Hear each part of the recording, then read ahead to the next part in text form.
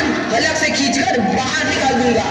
बापू, मैं पढ़ लिख कर कुछ बनना चाहती हूँ, मेरी पढ़ाई ना रोको बापू। आनंदी, तुझे पढ़ना है तो पढ़, लेकिन सारी उम्र बाप की छाती पर यूं बोझ बनकर ना बैठ। पर बापू, अभी तो मेरी उम्र पढ़ाई लिखाई की है, मुझे पढ़ लिख कर डॉक्टर बनना है। पढ़ाई पढ़ाई पढ़ाई, आज तो तेरी इन किताबों का काम तमाम करके ही छोड़ूंगा। ये ले। नहीं बापू, मत छोड़ो बापू, मत छोड़ी। नहीं नहीं बापू, नहीं। बापू, ये तुमने क्या किया? तुमने मेरी इन किताबों को भी नहीं फाड़ा बापू, मेरी किस्मत फाड़ दी, मेरी किस्मत। ये कॉपी किताबें ना सिर्फ छोरों के हाथ में अच्छी लगती है, लड़कियों के हाथ में तो सिर्फ मेहंदी अच्छी लगती है, मेहंदी। पर बापू, मैं लड़की हूँ तो क्या हुआ? लड़का और लड़की तो हमारी दोनों आंखों के समान होते हैं। चुप कर आनंदी, और यह एहसान मान कि अब तक जिंदा है तू। कहीं बचपन में गला दबाकर मार दिया होता तो यह तेरी बकबक नहीं सुननी पड़ती आज। पर बापू, मुझे चूल्हा जलाना अच्छा ना लगे है। देख छोरी, जितना जल्दी हो तू चूल्हा जलाना सीख ले, उतना ही अच्छा है तेरे लिए। और हाँ, तेरा ब्याह तो होगा, वो भी कल के कल। अपना जीवन है तुम्हारी यह कहानी, आंचल में है दूध और आंखों में है पानी। मुझे माफ कर दे बेटी, तेरे बापू के जिद के आगे मेरी एक न चलेगी। माफ कर दे बेटी, मुझे माफ कर दे। इस प्रकार मात्र 9 वर्ष की छोटी उम्र में आनंदी का विवाह गोपाल राव जोशी से हो गया। बाल विवाह एक सामाजिक कुरीति है और इस कुप्रथा का शिकार होना पड़ा आनंदी को। 5 वर्ष बाद आनंदी 14 साल की हो गई है। उसके घर एक शिशु ने जन्म लिया है। देखते हैं आगे क्या हुआ। देखिए ना, इसे क्या हो गया है?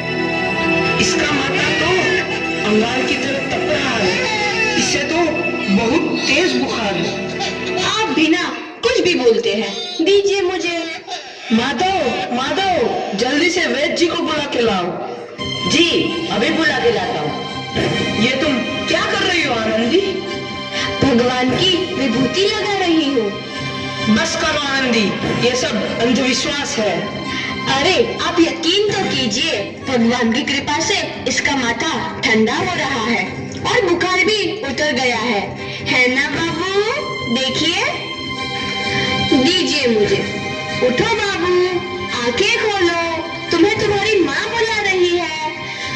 आंखें खोलो, देखिए ना इसे क्या हो गया है, आंखें भी नहीं खोल रहा। आंखें खोलो बेटा, आप चुप क्यों है? आंखें खोलो बेटा, आंखें खोलो। आनंदी, हमारा बेटा कभी आंखें नहीं खोलेगा। नहीं, ऐसा नहीं हो सकता। मेरे बेटे को मुझसे कोई नहीं छीन सकता, कोई नहीं छीन सकता। पागल मत बनो आनंदी। माधव, माधव। आनंदी, बंद करो ये पागलपन। भगवान ने मेरा बच्चा छीन लिया। भगवान ने नहीं, तुम्हारी अशिक्षा और अंधविश्वास ने तुम्हारा बच्चा छीना है। अगर तुम पढ़ी लिखी होती तो आज हमारा शिशु जीवित होता। तुम अनपढ़ थी आनंदी, अनपढ़। नहीं, अब मैं अनपढ़ नहीं रहूंगी, नहीं रहूंगी मैं अनपढ़। मैं पढ़ूंगी ताकि कल किसी और आनंदी को इलाज के अभाव में अपना बच्चा ना खोना पड़े। शाबाश आनंदी, और यही तुम्हारे अपराध के लिए प्रायश्चित भी है। सबसे बेकार तू है नबी। आनंदी, तुम्हारी 12वीं का परिणाम आ गया है। तुमने पूरे कॉलेज में प्रथम स्थान अर्जित किया है। दिल खुश जहां तेरी आनंदी, तुम्हारी मेहनत रंग लाई है। तुम्हें शिक्षा वृत्ति मिली है। ये लो तुम्हारे अमेरिका जाने की टिकट। मुझे शिक्षा वृत्ति मिल गई, मैं अमेरिका जा रही हूँ। पर ये सब मैं अकेले कैसे कर पाऊंगी? आनंदी, अपने आप को इतना कमजोर क्यों समझ रही हो? फिर इतना पढ़ने लिखने का क्या फायदा? तुम अभी गंवार की गंवार नहीं हूँ मैं अब गंवार।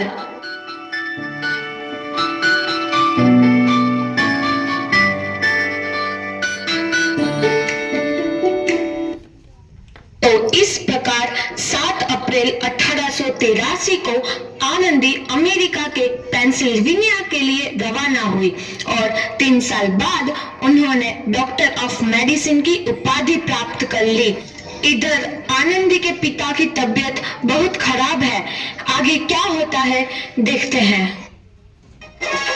50 में 5 गिलास गर्मी। किताब उठा ले वहां से। लगता है अब मेरे जाने का समय आ चुका है। अब मैं नहीं बचूंगा। ऐसा मत बोलो। शहर के सिटी हॉस्पिटल में अमेरिका से डिग्री लेकर कोई बड़ा डॉक्टर आया है। एक बार वहां चलकर दिखा लेते हैं। हाँ सही बोला भैया, कम से कम दिल को तसल्ली तो मिल जाएगी।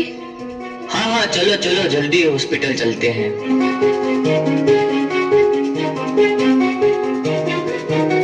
इस मरीज की हालत तो बहुत ही खराब है। कोई चमत्कार ही इसे बचा सकता है। ऐसा मत बोलो भाई, डॉक्टर साहब कब तक आ जाएंगे? लो आ गई डॉक्टर मैडम। डॉक्टर मैडम जल्दी देखिए, मरीज की हालत बहुत ही खराब है।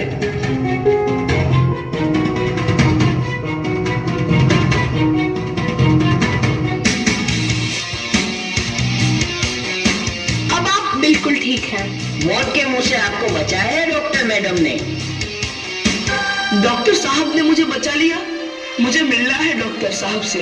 डॉक्टर साहब नहीं, डॉक्टर मैडम बोलो। डॉक्टर मैडम, उन्होंने ही तुम्हें जीवन दान दिया है। लो आ गई डॉक्टर मैडम, मिल लो उनसे। डॉक्टर मैडम आपका बहुत बहुत धन्यवाद। आपने मेरी जान बचाई। इसके बदले में मैं गरीब भला आपको क्या दे सकता हूँ? वचन चाहिए मुझे कि कभी ये नहीं कहोगे कि लड़कियां कुछ नहीं कर सकती। वचन? ये कैसा वचन? अरे श्यामलाल, तुमने पहचाना नहीं? तुम्हारी बेटी है आनंदी। आनंदी? मेरी बेटी आनंदी? डॉक्टर? हाँ बापू, वही आनंदी जिसके लिए बचपन में तूने चूल्हा और दूल्हा के अलावा कुछ नहीं सोचा था। आनंदी, आनंदी मेरी बेटी, मुझे माफ कर दे। मैं तेरा गुनहगार हूँ बेटी। नहीं बापू, वही आनंदी जिसके हाथ पीले करके तुम उसकी सारी जिंदगी काला कर देना चाहते थे। माफ कर दे मुझे मेरी बच्ची, माफ कर दे। मैं तेरा अपराधी हूँ मेरी बच्ची, माफ कर दे। नहीं बापू, मैंने तो तेरा एहसान चुकाया है। याद है ना अपना एहसान जो बचपन में तुमने मुझ पर किया था? ताने सुना कर जीते जी मार रहा था मुझको। अब बोल, और किस को मारेगा? आनंदी बेटी, मुझे माफ कर दे मेरी बच्ची, मैं तेरा गुनहगार हूँ। बापू, आपने ही तो बोला था किताबें सिर्फ बेटों के हाथ में अच्छी लगती है, बेटियों के हाथ में तो सिर्फ मेहंदी। बेटों और बेटियों में फर्क करना तो आंखों में फर्क कर समान है। एक का पढ़ना और दूसरे का ना पढ़ना सामाजिक अंधकार है बापू, सामाजिक अंधकार। उपकार मांगता हूँ मैं तुझ जैसी बेटी का, जिसने सारी उम्र मुझसे कुछ ना मांगा तो सिर्फ बराबरी का दर्जा। वरना सच तो यह है कि मैं तेरी माफी के लायक भी ना हूँ। मुझ जैसा बाप तेरी बराबरी कर सके उसके मैं लायक भी ना हूँ मेरी बेटी, लायक भी ना हूँ। अपने बापू को क्या माफ नहीं करोगी आनंदी? माफ कर दो आनंदी, माफ कर दो। सुबह का भूला यदि शाम को घर लौट आए तो उसे भूला नहीं कहते। बापू।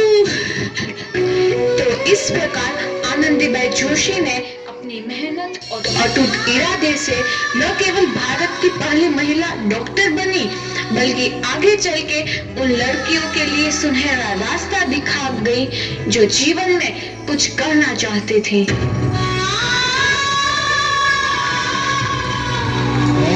बहुत सुंदर, बहुत सुंदर। इससे